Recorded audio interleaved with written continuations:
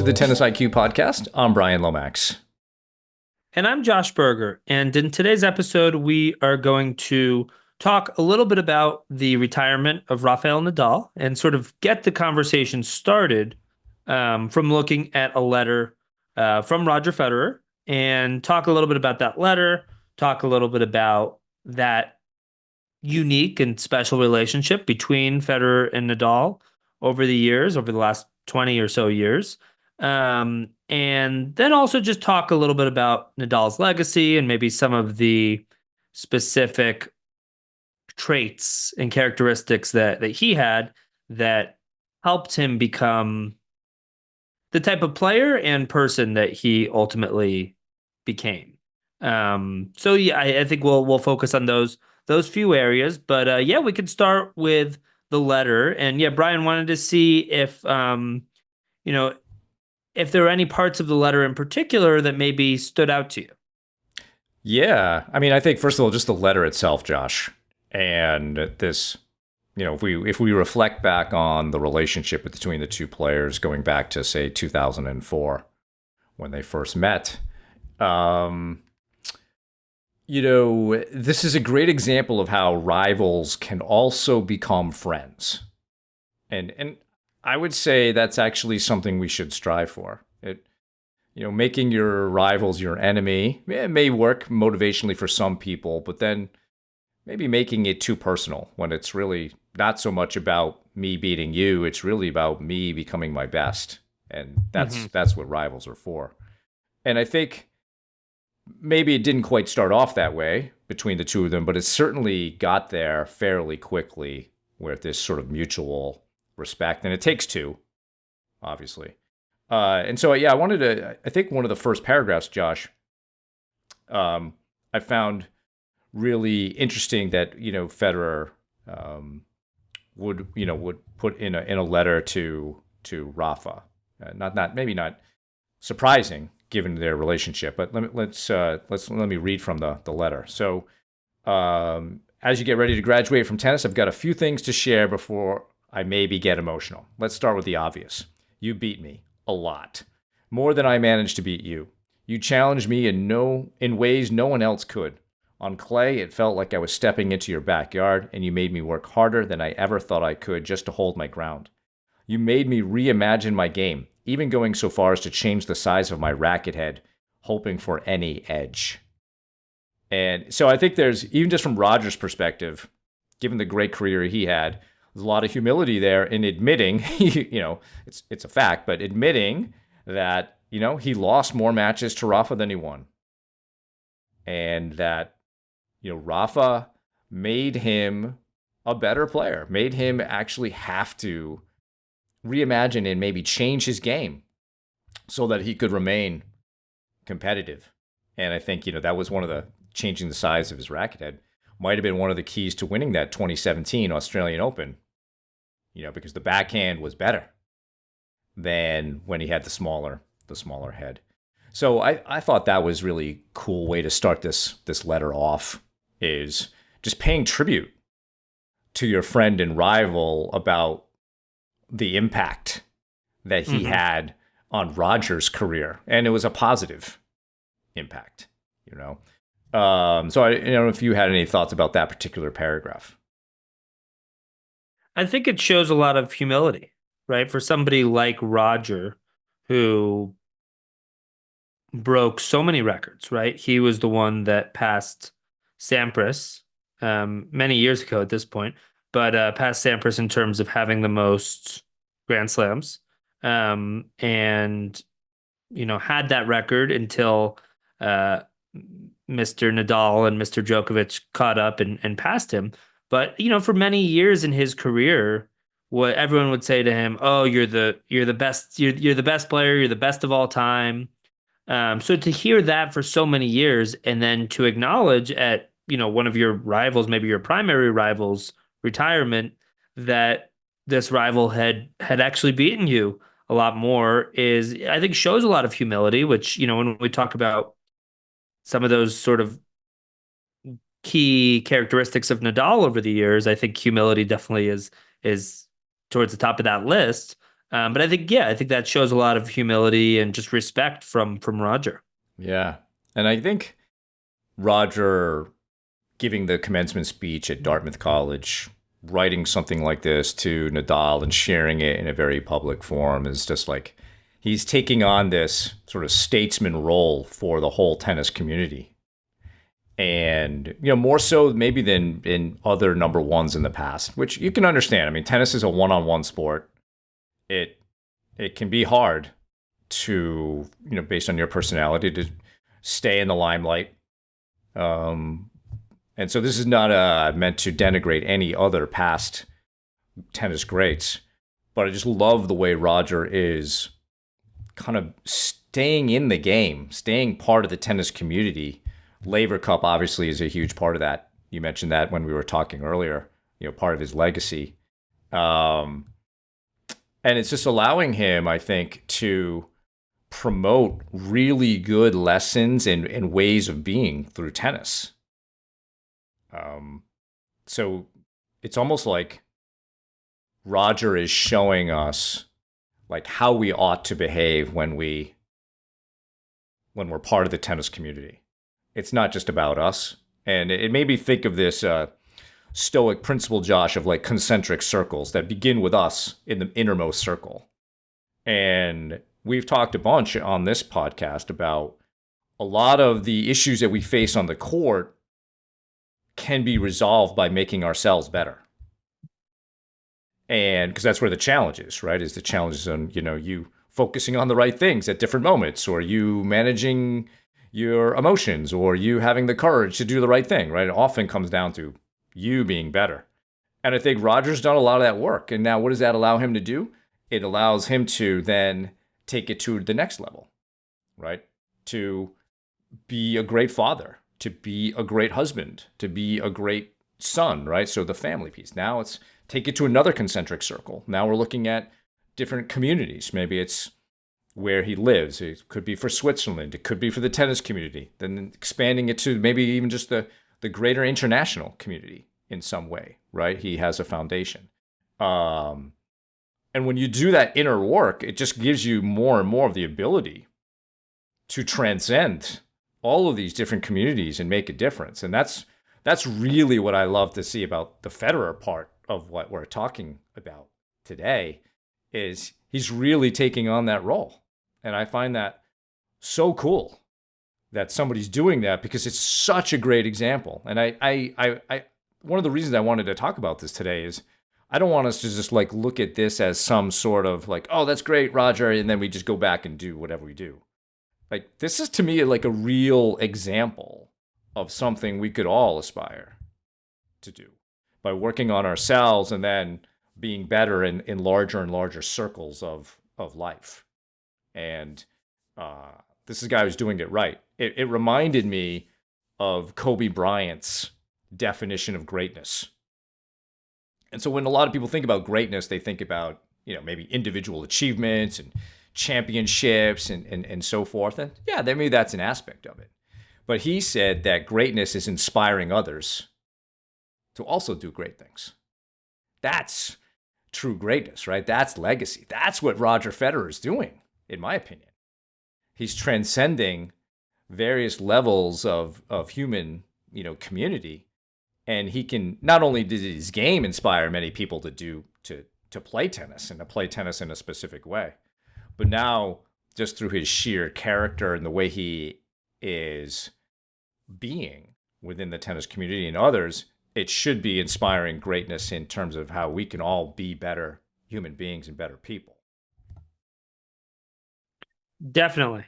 I think that was really well said. And I think, yeah, Federer has really exemplified that, right? Through his, foundation, which has done really great, important work in the developing world, particularly, in places in Africa where, they've built schools and done all sorts of humanitarian work, has left a legacy with the Laver Cup. And I think with something like this has really showed the way in terms of how to best celebrate your rivals, right? That rivals yeah, don't need to be enemies, right? Rivals can be friends. I mean, there's that clip of Nadal and Federer laughing and like uncontrollably laughing, which was many years ago at this point. And just I think they were filming something. It was they were talking about what they were gonna get each other for Christmas, and they just couldn't stop laughing. They're take after take after take for the filming. They couldn't stop laughing. So I think about that. I think about the 2022 Laver Cup, which was Federer's retirement, and seeing them holding hands, crying. Yes, they were doubles partners for that event, which was cool to see, but just sort of seeing that bond that they formed over the years as chief rivals, was really really cool. But then also looking at this letter, and a couple details of the letter caught my eye, and actually the letterhead, and people can pull up this letter. We could link to it, and it's also on Federer's Instagram, among other places. It's easy to find. Um, but even just looking at the letterhead of the letter itself, it took me a second, but I was like, something's different about that RF logo. And as I zoomed in a little bit, it wasn't just this sort of traditional red. It's the red and the yellow, the Spanish flag. So it starts with that RF with the Spanish flag's colors, and the Vamos Rafa to even start to start the whole thing. So I like that. It's sort of um, a tribute to Rafa. And then that, you mentioned that really that first full paragraph, but to me, I actually really like that second paragraph as well, where he says, I'm not a very superstitious person, but you took it to the next level. Your whole process, all those rituals, assembling your water bottles like toy soldiers in formation, fixing your hair, adjusting your underwear, all of it with the highest intensity. Secretly, I kind of loved the whole thing because it was so unique. It was so you. And just to me, it's this embrace. It's this complete embrace of him as a person. Did Rafa go about things in the same way as Roger? Absolutely not. Right? In many ways, they were opposites in terms of their game, right? One's a righty, one's a lefty. Roger was known to play very aggressive, would sort of started as a servant volleyer early in his career, but then, was definitely a very aggressive baseliner. And Rafa started as more of a counterpuncher, staying far behind the baseline, hitting these loopy shots with, more topspin. Obviously became more aggressive later on, but in many ways they had opposite aspects of their game, right? There were a lot of contrasting qualities. So I just love this embrace of his game and just him. And then the next line where he says, or Roger says, and you know what, Rafa, you made me enjoy the game even more. So just this um, this understanding that, yeah, through Rafa being who he was and just being, as Roger said, so him, it made Roger better. It made him enjoy the sport, even that much more. So just I think there's a lot in this letter, and again, we would encourage everyone to read it through and even read it through maybe a couple times. But no, just I think the he really seems to understand Nadal's greatness, and obviously he saw it firsthand and he experienced it firsthand, but just really celebrates that greatness and celebrates those unique qualities that Rafa had. And you mentioned the Laver Cup 2022, and they got to share that together, right? And Roger wrote, and then there was London, the Laver Cup in 2022, my final match. It meant everything to me that you were there by my side, not as my rival, but as my doubles partner. Sharing the court with you that night and sharing those tears will forever be one of the most special moments of my career. Yeah, and I think it was cool on Rafa's part to want to be there and to be with his friend and to be doubles partners, and similar to Rafa's last match in Davis Cup. We're taping this the day after. Roger wasn't at his best in that match either. It was almost as like, all right, I'm just going to get myself as healthy as I can to kind of play this last match, but I'm not going to be really match ready. And it would appear that Nadal body just isn't really ready to do those battles anymore. And I'm sure he did the best that he could with what he had, right? Because that was always the thing. And so I think the guys have had, from 2004 when they first met in Miami on the court, and Rafa won that match in Miami, to, 2022.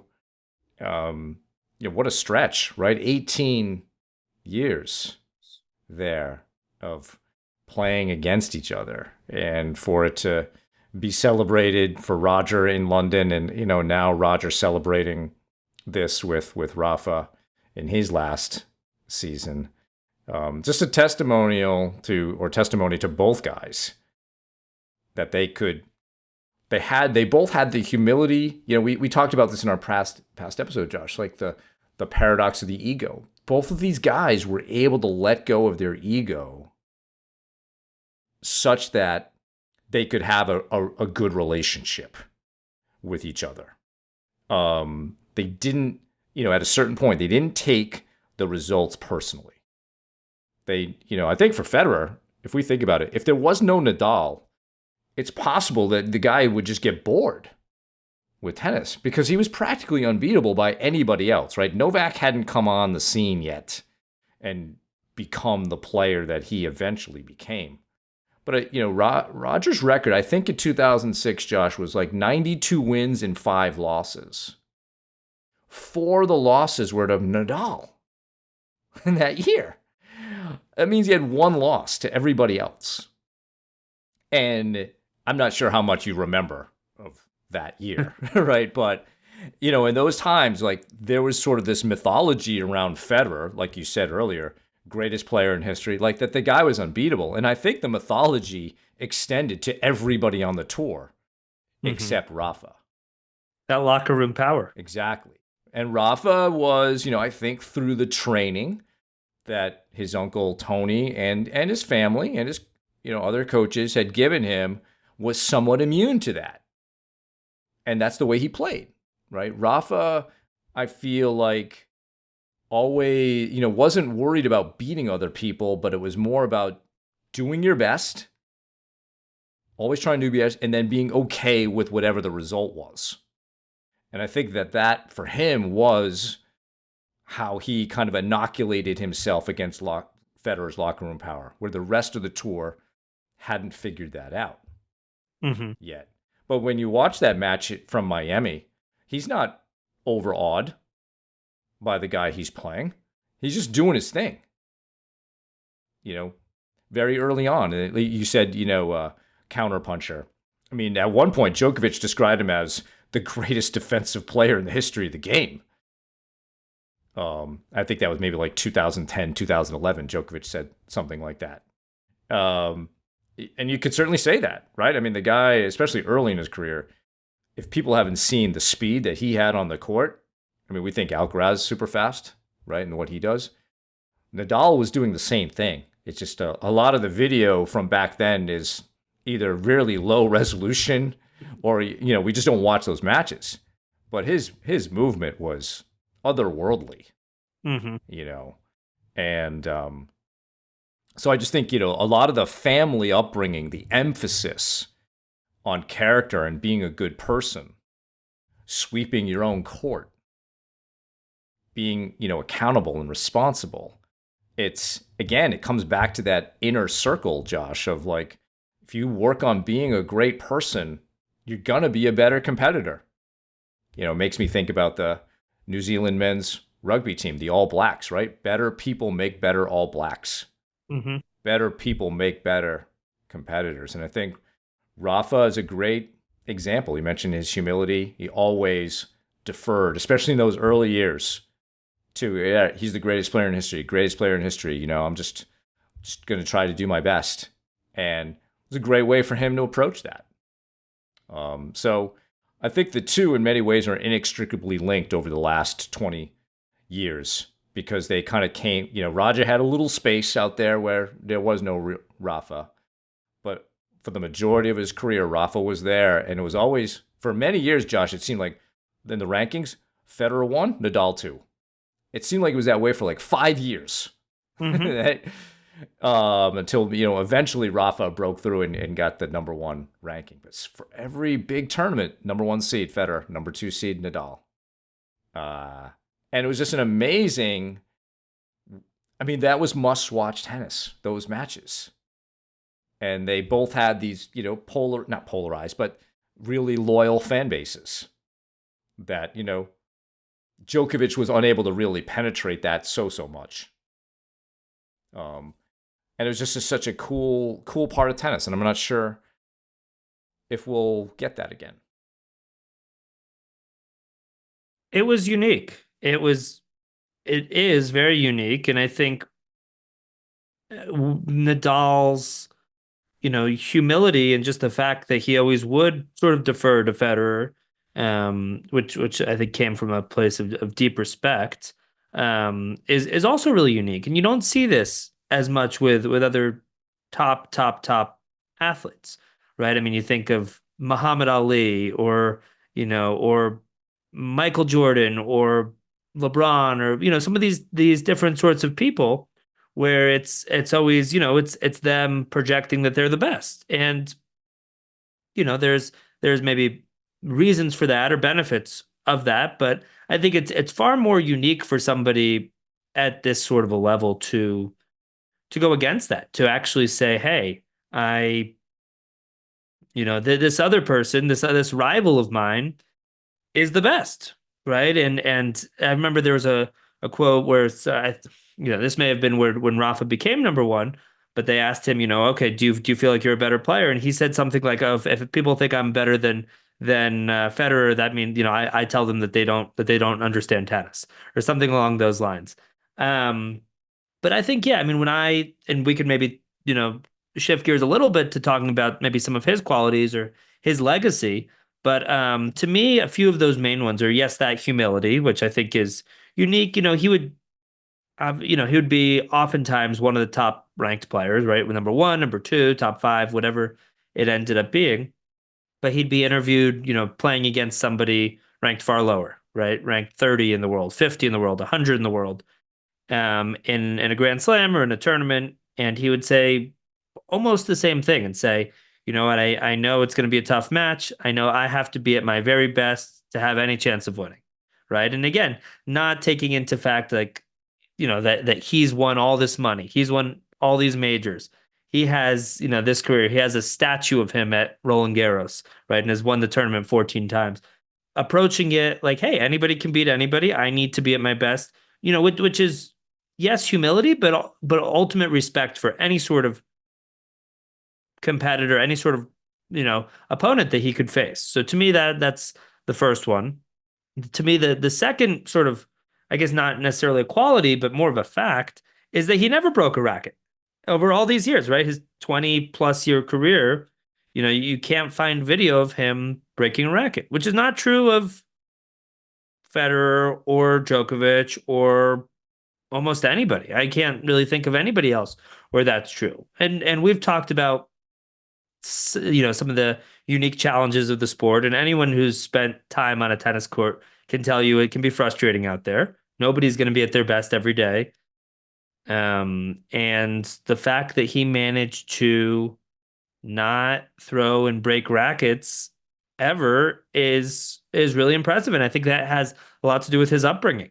I think I've seen quotes where he talked about this had to do with his uncle, and talking about there's plenty of people out there who can't afford tennis rackets. So when you're throwing and breaking a racket, it sort of is a signal of disrespect or just not understanding your own. Yeah, you're not understanding how fortunate you are to be able to play this sport, to be able to have a racket to play with when you're just breaking it out of frustration. So again, that's a unique quality. I don't think that anyone that throws or breaks a racket is a bad person, but I do think that it's quite impressive that he went through his whole career, through so many matches, so many wins and losses without ever doing that. So that's the second one, and then the third one is just the resilience. The amount of injuries that this guy had over his career, significant ones, very significant injuries to so many different parts of his body, and he had to miss majors. He had to take significant time off. His ranking would drop, his level would drop, but he came back time and time and time again, and got back to the top of the game time and time again, was underestimated time and time again. And yeah, that to me, that's one of the biggest qualities as well, right? Both long term, his resilience of coming back from injuries, but also within matches, losing first sets, being down match points, things like that, and coming back time and time again. So to me, it's those that humility, that resilience, and that amazing quality of never breaking a racket over all these years that stand out as the three of the biggest pieces of his legacy in addition to his accomplishments. I love those, Josh.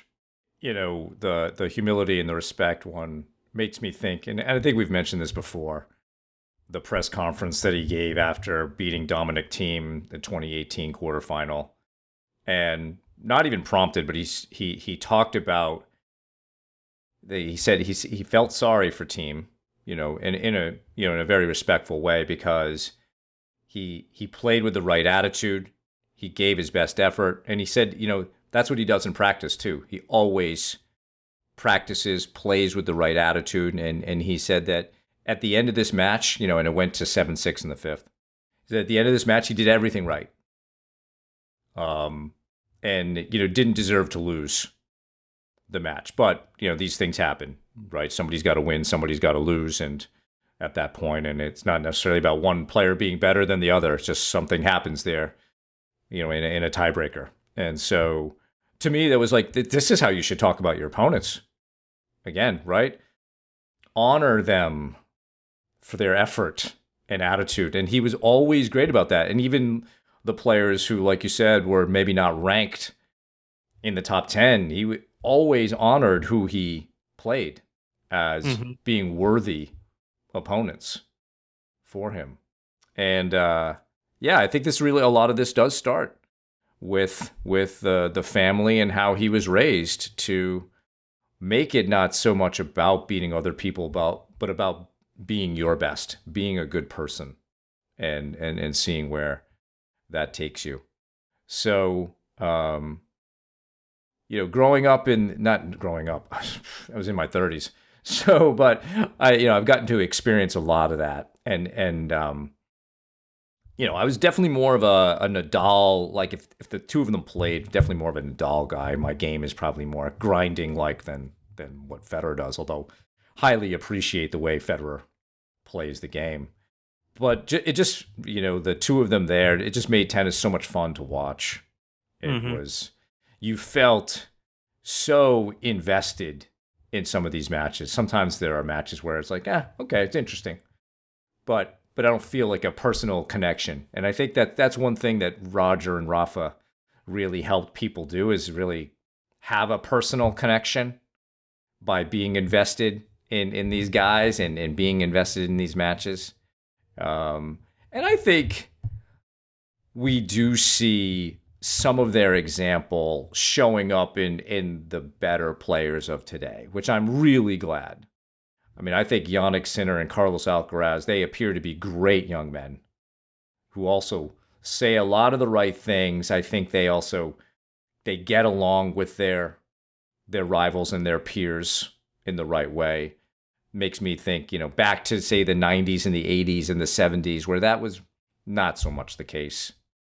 So I feel like maybe the game is graduated in a way to having these guys understand that they make each other better, and looking at each other as enemies is not beneficial. And so I think, Rafa maybe led the way on that. Roger came on board after a few years. So I'm just really happy to see that these guys are picking up that legacy and hopefully continuing that. And certainly I'll miss Rafa, and certainly, miss Roger being at these events. It's, it's sort of like that there was an in-between time between Sampras and Federer, where we had Leighton Hewitt, we had Guga Kirtan, Roddick, Marat Safin. And it's not that those guys weren't great players, but it almost felt like there's nobody really taking the game to another level the way Sampras had and Agassi as well. Um, with Yannick Sinner and Carlos Alcaraz, maybe we won't have that kind of little gap. These guys are great players. Um, but yeah, I think it's really we're coming to that end of an era. Now it's just Novak, and who's to say what that guy can do, right? He still appears to be ready to keep going and going and going, and maybe he's going to be thanking Sinner and Alcaraz for taking his game to another level. No, it's true. And it's interesting sort of thinking, era by era. And yeah, you mentioned 70s and 80s and 90s, and from my understanding of it, yeah, there was more bad blood, maybe you could say, between some of those rivals, and you just never saw that. You never saw that with Nadal and Federer, and no, and I think it'll be interesting now seeing this next generation, right? I mean, there's obviously Sinner and Alcaraz at sort of leading the way. There's still some of those guys from sort of that quote unquote next gen that are maybe in their mid to late 30s, right? Zverev, Medvedev, Tsitsipas, Rublev, a few others that we could think of. Um, but it'll be interesting. I mean, I think all of them can those next gen guys can continue to compete for Grand Slams. But I think Sinner and Alcaraz will continue to. It seems like, at least based on this past year, where each of them won two. Each Sinner won two of them, and Alcaraz won two of them. So it seems like they're definitely at the forefront of that. But it'll be interesting, and I agree that each of them, I think, embodies some really fantastic qualities, right? I think, both have a lot of humility. They're both friends with both each other and with, it seems like, all of their top peers, right? I mean, you see these top players practicing together and training together in certain times, which, I mean, Brian, you could probably say better than me, but I don't know if that was always the case in previous decades. So I think that's a really cool trend. And Novak, I mean, 2024, yes, he won the gold medal, but his ranking dropped. He didn't win a slam for the first time in a while. But 2023 Novak was in 2022 Novak was, quite successful. So who's to say that he can't go and win more majors and be at the top of the game for longer as well, despite his age. Um, but yeah, I mean, I think as we reflect on both Rafa's legacy and this letter that maybe prompts some of this discussion, I think that it really is just a great example about how we want to be as tennis players, as athletes, as competitors. And yes, there are so many unique things about Rafa, right? His form is, especially on the forehand, maybe impossible to copy. I don't think coaches are really training kids to hit with an extreme Western grip and finish over the same side on their forehand and, do some of the things that he did or have some of the same superstitions that he did. So there's so many things about him that are unique, but there are also so many things about him that can be emulated and that can be looked up to, and can be a great example for both the Sinners and Alcarazes of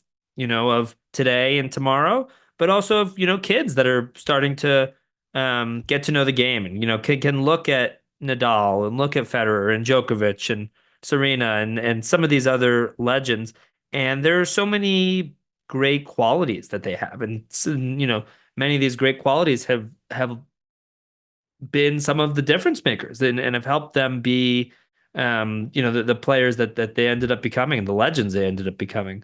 So I think, yeah, as with Rafa in particular, there's just so many things to be able to look back at his career and try to emulate and copy, and try to embody those qualities. And I think yes, for kids, for adults that are passionate about the game and like to play, I think there's just so many different qualities to embody within their own games. And Rafa will definitely be missed. He definitely I'll miss watching him, certainly. But yeah, his legacy will live on through some of these qualities, through his matches through his academies in different parts of the world. Um, and yeah, definitely a lot that, that he did that can't be replicated, but also, aspects of his persona and his personality that I hope to see continued to be emulated in years to come. I think it's a great point, Josh. It's not so much the copying the strokes, but can you copy the man? Can you copy those sort of intangible qualities, the discipline, the professionalism, the adherence to routines, all of these things that we've discussed today, right there. That's just not tennis. That's everything. That's life, right? That's how to be a great performer in life. And I think that is certainly one of the legacies. And as we watch Rafa, don't just get mesmerized by the forehand. Get mesmerized by the man and how he conducts himself. And that, as you just said, is really what to emulate, and that's his legacy. So, well, that's our show for today. Thank you all for listening. For more on today's episode, please check out the show notes. If you have any feedback or questions for the two of us, please email us at tennisiqpodcast@gmail.com. Also, if you're enjoying the content that Josh and I discuss on the show, please rate and review the podcast so other tennis enthusiasts can find it more easily. Additionally, to be notified of new episodes, please subscribe to the show on your podcast platform of choice, including YouTube. And you can also check us out on Instagram. Thanks again, and we'll talk to you soon in our next episode.